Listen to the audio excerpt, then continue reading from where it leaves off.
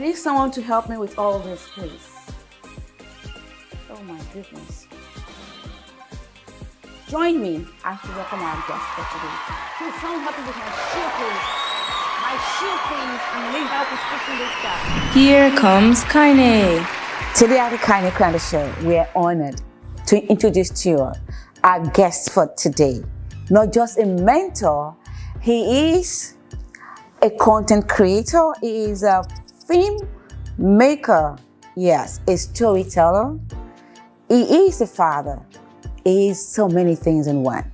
Join me as we make welcome our guest today, Mr. Nat.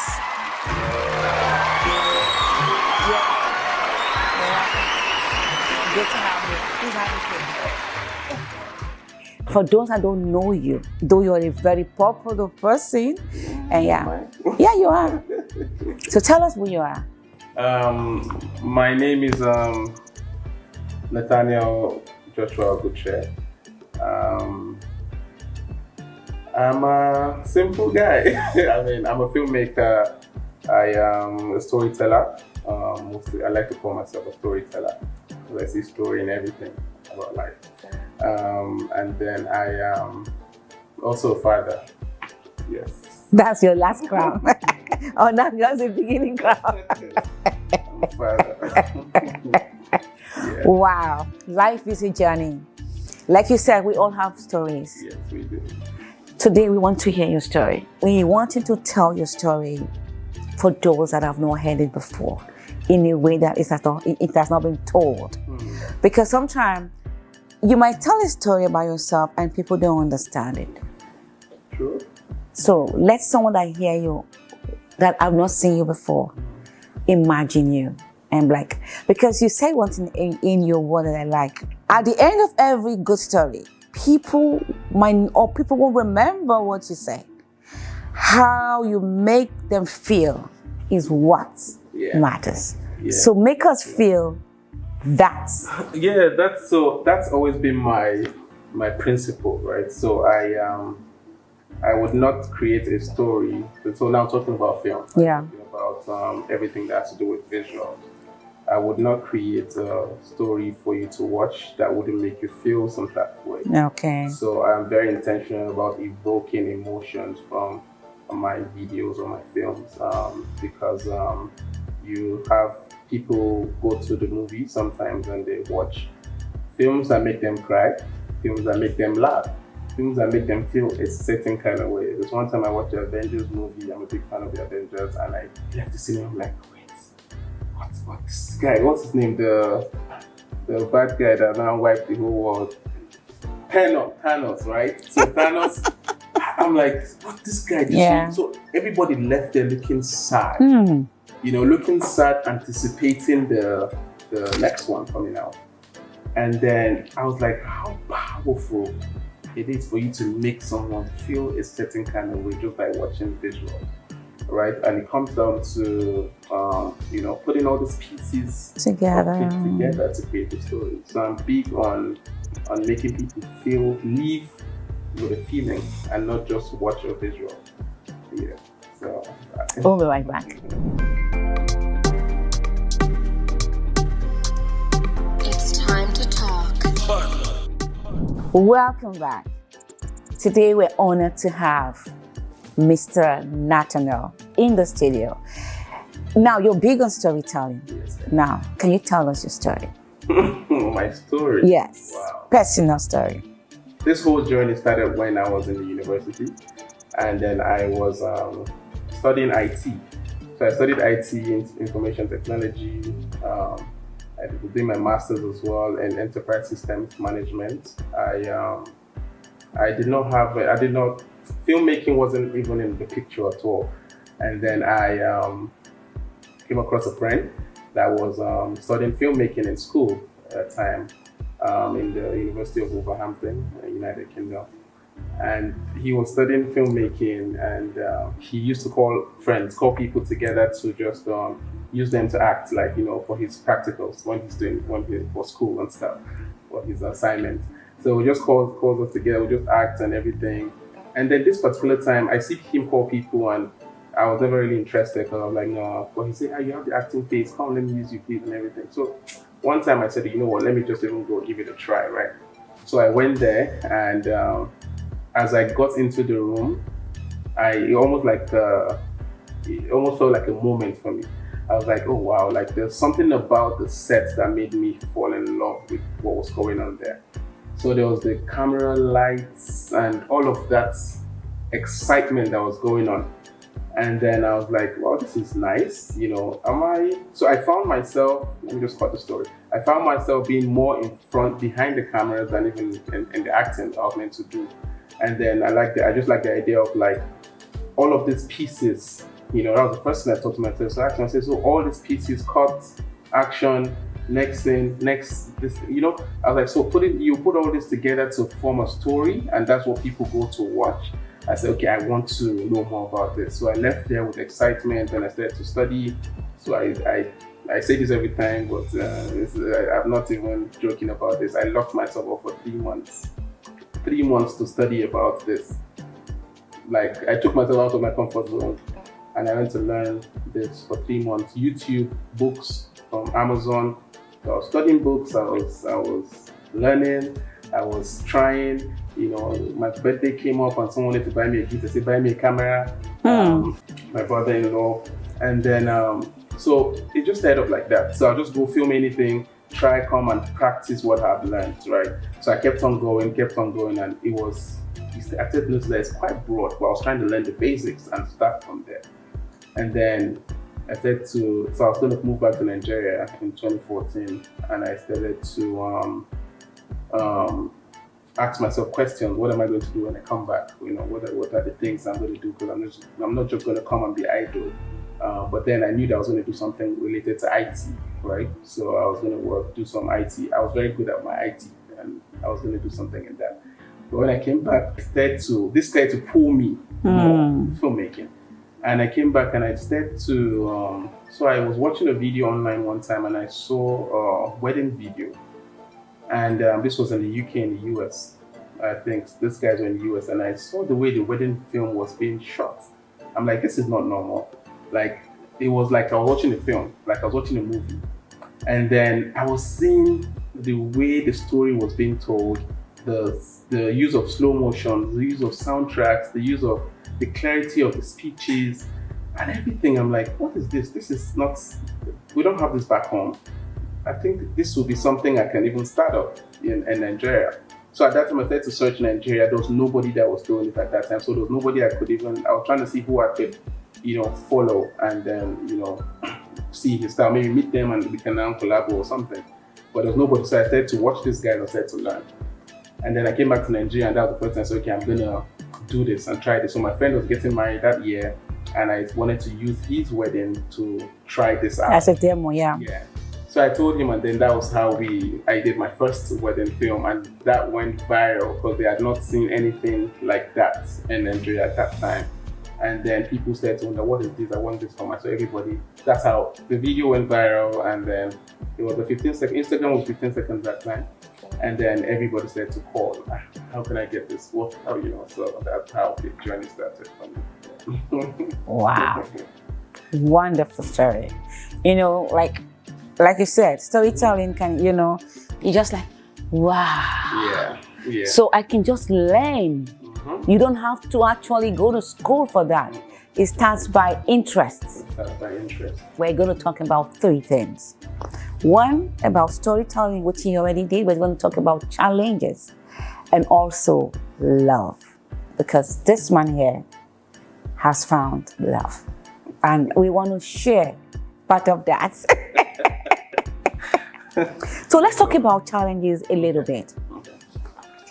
How do you deal with challenges as a person? So as a person, I think when you prepare so there's something I studied in uni called risk management and risk analysis. So one of the modules in school. So it's when you prepare for hazard, right? The impact won't be too great. Right? So knowing that in this life journey you might be faced with challenges, right? I didn't know this earlier on, so I was just just working and then just be faced with something and then you're like, oh, what is this? And you learn from that and go past that. But so eventually, as I grew older, I started to learn that, challenges would come, right? In every dealings you're doing. And then I started to almost not prepare, but almost like just be aware that, okay, this is possible, that it could happen. And then dealing with it was now easier. But there's sometimes that someone would hit you and you'd be like, oh my gosh, how am I going to deal with this, right?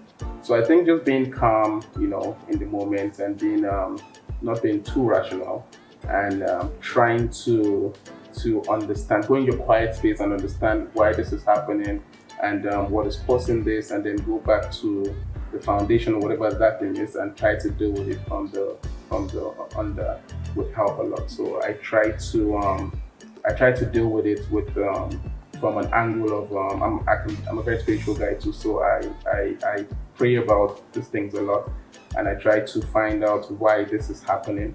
I'll give you an example. So there's one time talking about in this line of work, my car was broken into, and this was in 2017. Yeah. And then my bag just took my bag. That had my laptop inside, and had like 2 hard drives, and then 3 hard drives.